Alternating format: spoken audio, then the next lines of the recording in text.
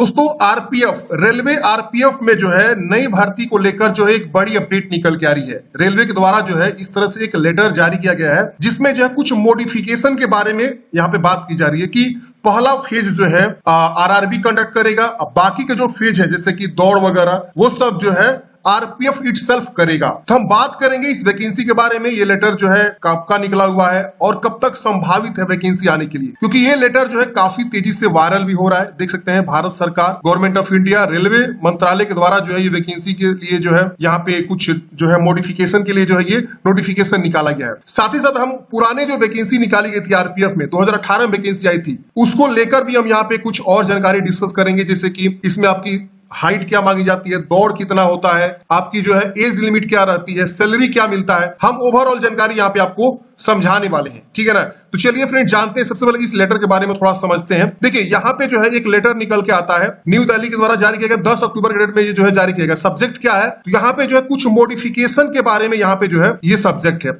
मतलब ये जो पहले जो नियम थे, रूल थे, उसमें कुछ मॉडिफाई करने के जो है इन्होंने बात किया हुआ है। यहाँ पे देखिए साफ साफ लिखा गया है, अप्रोप्स above its apprised that the recruitment process for the post of sub inspector executive and constable executive is to be initiated। मतलब जो है दो पोस्ट के लिए इनिशिएटेड शुरू हो चुका है, सब इंस्पेक्टर और कांस्टेबल एग्जीक्यूटिव के लिए। लेकिन यहाँ पे बोला गया the last recruitment was conducted in 2018 in terms of RPF directive 43 by RPF itself. मतलब ये कि जो वैकेंसी कंडक्ट किया था 2018 में वो जो आरपीएफ के द्वारा ही सारा चीज कंडक्ट किया गया था। लेकिन हाउएवर देखिए लगा दिया गया है, in the existing scenario RRB is being endowed down with the responsibility of complete first phase of the recruitment, which includes calling for application, screening, hiring agency, conducting CBT, etc. मतलब ये यहाँ पे RRB को जो है पहला phase का exam conduct करने के लिए, फॉर्म एप्लीकेशन भरने के लिए, स्क्रीनिंग करने के लिए ये सब जो है यहाँ पे दिया जाएगा।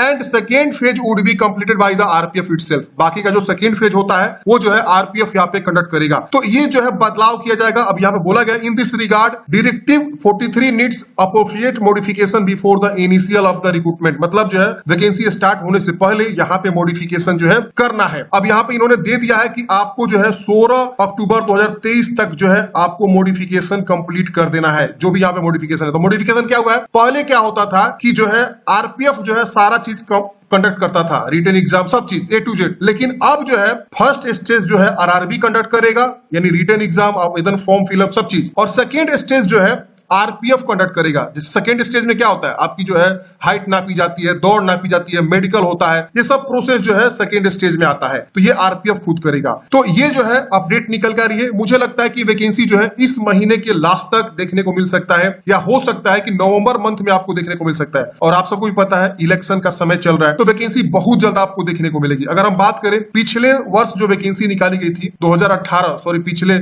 जब ये वैकेंसी आई थी 2018 में आई थी, तो उसमें कितने पोस्ट थे, तो यहाँ पे आप देख सकते हैं उस बार जो वैकेंसी थी लगभग जो है 9000 के आसपास वैकेंसी थी। ठीक है ना, तो इस बार भी इतना ही के आसपास वैकेंसी जो है आने की संभावनाएं है।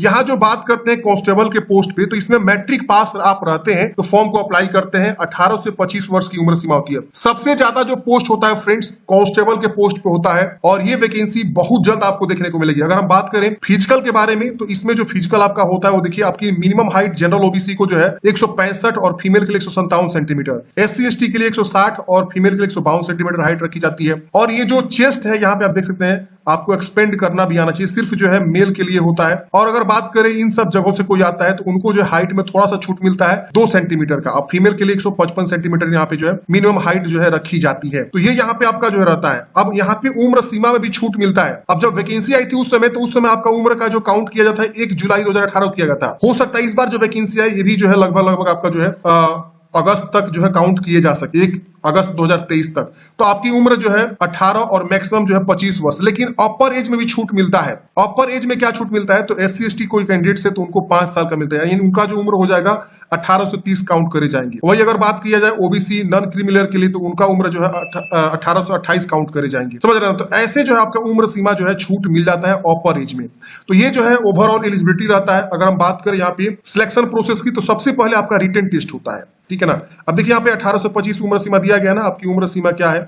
अब कैटेगरी वाइज भी दे दिया गया था उस समय जब वैकेंसी आई थी। तो अभी जब नई वैकेंसी आएगी ना तो उसमें पता चलेगा किस डेट को ये लोग काउंट कर रहे हैं आपकी उम्र। लेकिन आप समझिए कि 18 से 25 उम्र सीमा रखी जाती है और SC/ST को 5 साल, OBC को 3 साल का छूट वहां पे मिलता है। एग्जामिनेशन फी जो लगता है आपका जो है 500 रुपए एप्लीकेशन फी लगते हैं जनरल OBC को। 400 रुपए रिफंड हो जाते हैं बाद में जब आप एग्जाम देते हैं पहला स्टेज का। उसके बाद जो है रिफंड फी के लिए ऑनलाइन होता है और वो पैसे आपके 400 रुपए रिफंड हो जाते हैं। अगर कोई जो है फीमेल है, माइनॉरिटी से आते हैं और EBC क्लास से आता है या SC/ST से आता है, एक सर्विसमैन है, तो उनको 250 रुपए एप्लीकेशन फी लगते हैं। बट 250 रुपए पूरा का पूरा बाद में रिफंड भी हो जाते हैं। तो ये यहाँ पे रहता है। थोड़ा सा हम बात कर लेते हैं रिक्रूटमेंट प्रोसेस के बारे में। तो देखिए कंप्यूटर बेस्ड टेस्ट होता है, CBT सबसे पहले होगा, उसके बाद से आपका फिजिकल एफिशिएंसी टेस्ट होगा, PET PST जिसको बोलते हैं, इसमें PMT बोला जाता है, physical measurement test and documents verification. तो ये जो है 3 स्टेज में आपका जो है यहाँ पे सिलेक्शन प्रोसेस होता है। सबसे पहला फेज जो होता है कंप्यूटर बेस्ड टेस्ट होता है, जिसमें आपका जो है CBT होता है, कंप्यूटर बेस्ड, यानी कंप्यूटर पे एग्जाम्स होते हैं। और यहाँ पे देखिए 1/3 का जो है निगेटिव मार्किंग भी आपका रहता है। अब यहाँ पे जो है आपका सिलेबस रहता है वो टोटल जो है 90 मिनट में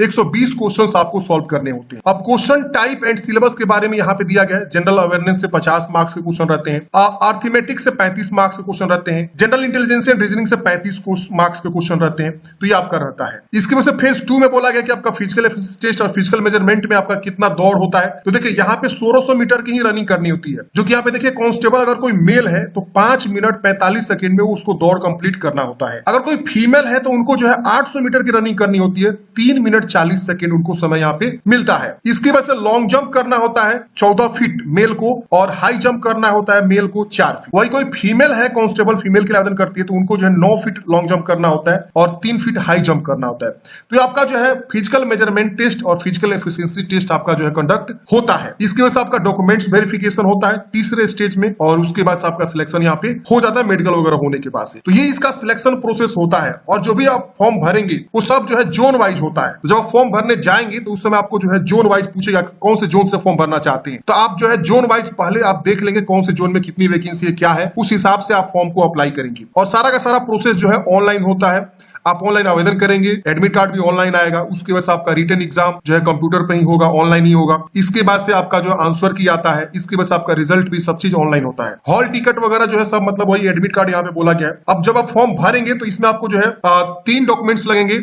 एक आपका आधार कार्ड, एक आपका जो है मैट्रिक का सर्टिफिकेट, मार्कशीट, ये चीज लगेंगे। जाति, निवास, ये 2 चीज बहुत इंपॉर्टेंट है। जाति उस केस में आपको लगाना है अगर आप रिजर्वेशन लेना चाहते हैं, अपर एज में छूट लेना चाहते हैं, तो आपको जो है बनवाना होगा। ये सारा सेंट्रल लेवल का लगता है, जाति निवास जो भी लगता है। इसके बाद से आपका जो है फोटो, सिग्नेचर, ये सब आपके लगते हैं। तो बहुत ही सिंपल होता है। जैसे इसका आवेदन शुरू होगा मैं आप लोग को प्रॉपर एक वीडियो बना के बता दूंगा कैसे आपको फॉर्म को भरना है। जब भी अपडेट आएगा आप लोग को जो है मैं अवश्य जो है बहुत जल्द वीडियो बना के बता दूंगा कैसे फॉर्म को अप्लाई करना है। तो आप मान के चलिए कि 1 से 1.5 महीना में वैकेंसी बहुत जल्द देखने को मिल जाएगी, क्योंकि यहाँ पे जो है ये सरकार ने जब नोटिस यहाँ पे जारी किया जिसमें साफ साफ लिखा कि 16/10 तक जो हमें पॉजिटिवली उसमें मॉडिफाई करके जो है कमिटी को जो है रिक्वेस्ट किया जाता है कि काइंडली जो है कंप्लीट किया जाए 16/10/2023 तक, और सबमिट किया जाए जो है मॉडिफिकेशन ड्राफ्ट डिस्क्रिप्टिव। तो ये बहुत जल्द आपका जो है वैकेंसी आने की पूरी संभावनाएं हैं। अब जितना जल्दी हो सके उतना जल्दी वैकेंसी जो है आ सकती है। तो आई होप फ्रेंड्स आप लोग समझे होंगे इस वैकेंसी के बारे में। आपके मन में कोई भी डाउट है कमेंट बॉक्स में पूछिएगा। वीडियो बनाने का मेन मकसद यही है कि आप लोग फ्रेंड्स जोर शोर से लग जाइए। अगर आप RPF में वर्दी पहनने का सपना देख रहे हैं तो ये आपके लिए सुनहरा मौका होने वाला है। 10वीं पास वैकेंसी रहती है, शानदार वैकेंसी रहने वाली है। मिलते हैं फ्रेंड्स नेक्स्ट वीडियो में। जय हिंद।